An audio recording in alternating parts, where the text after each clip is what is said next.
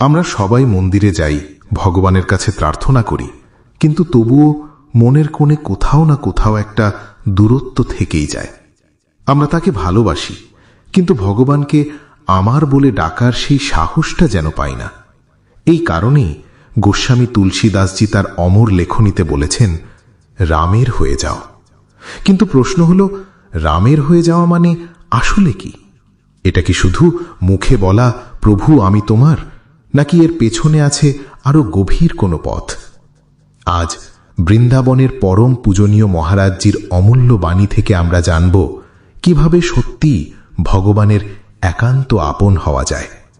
চলুন মহারাজজির এই দিব্য আলোচনার গভীরে প্রবেশ করি। আপনারা দেখছেন বাংলা ভক্তিমূলক চ্যানেল কৃষ্ণ দর্শন।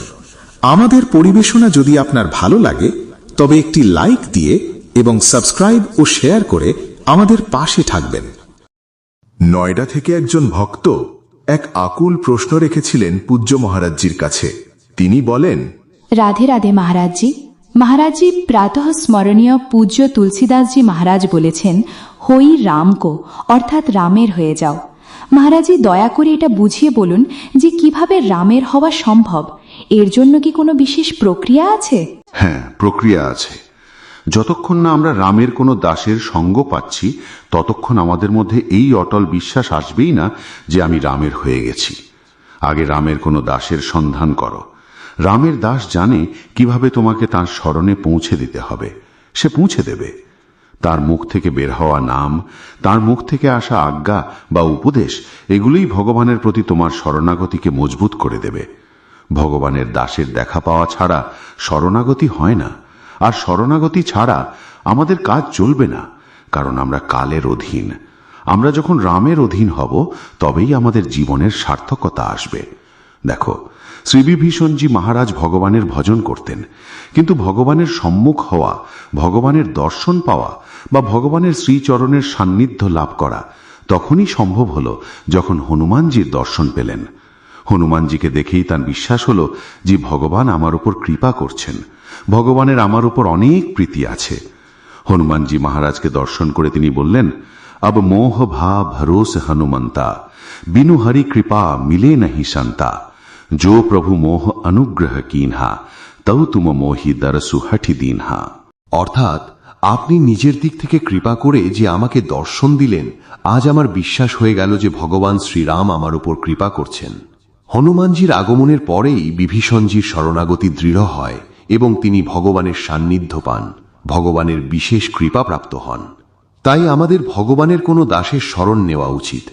অজো শোচ বিচার করহুঁ গহু ভক্তন পদ ওট, গহি ভক্তন পদ ওট, হরি কৃপাল সব পাছলি ছমি হ্যাঁ তেরি খোট।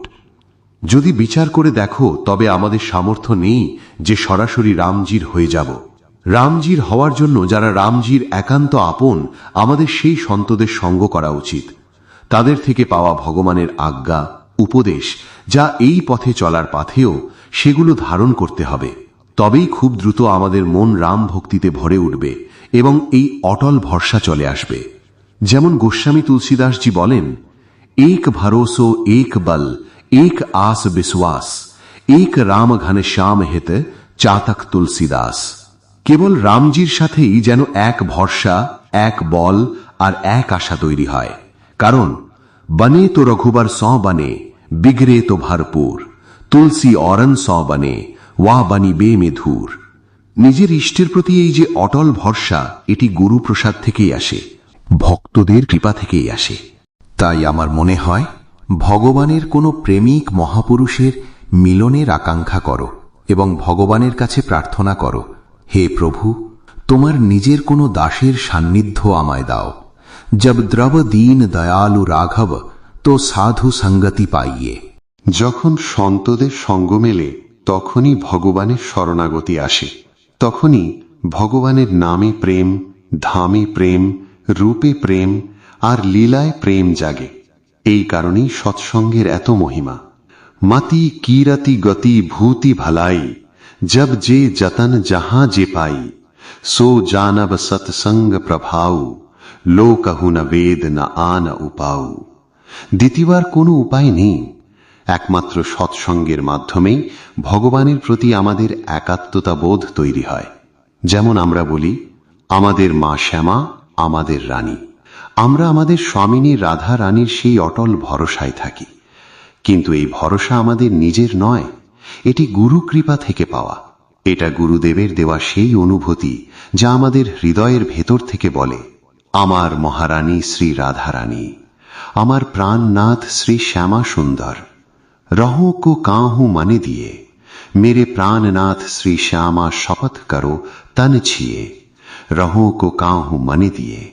तो নিজের ইষ্টের প্রতি এই যে অটল ভরসা বা আপন ভাব জাগে, সেটা হরি আর গুরুর কৃপায়, প্রেমিক মহাপুরুষদের কৃপায় আসে। আর তার সাধন হল নাম জপ করো এবং ভগবানের কাছে প্রার্থনা করো। আজ মহারাজজি আমাদের সামনে এক পরম সত্য উন্মোচন করলেন। আমরা অনেক সময় ভাবি আমরা সরাসরি ভগবানকে পেয়ে যাব, কিন্তু পরম সত্য হল একজন রামদাস বা একজন সদ্গুরুর সঙ্গ ছাড়া সেই পথে চলা যায় না। যেমন বিভীষণজির জীবনে হনুমানজি এসেছিলেন, তেমনি আমাদের জীবনেও প্রয়োজন একজন এমন মহাপুরুষের, যিনি আমাদের বুঝিয়ে দেবেন ভগবান আমাদের কতটা ভালোবাসেন। তাই রামের হয়ে যাওয়া মানে শুধু তার নাম নেওয়া নয়, বরং এই অটল বিশ্বাসে স্থির হওয়া যে তিনিই আমার বল, তিনিই আমার গতি, তিনিই আমার সবকিছু। তাই আজ থেকেই ভগবানের কাছে প্রার্থনা করুন, প্রভু তোমার কোনো প্রিয় ভক্তের সান্নিধ্য আমায় দাও, আর নাম জপ করতে থাকুন। আপনার কি মনে হয়, আপনি কি সত্যি ঈশ্বরের প্রতি সম্পূর্ণ সমর্পিত হতে পেরেছেন? আপনার অনুভবটা কমেন্টে অবশ্যই লিখুন। ভিডিওটি ভালো লাগলে লাইক, শেয়ার ও চ্যানেলটি সাবস্ক্রাইব করতে ভুলবেন না। আবার দেখা হবে মহারাজজির এমনই কোনো অমূল্য বাণী নিয়ে। রাধে রাধে।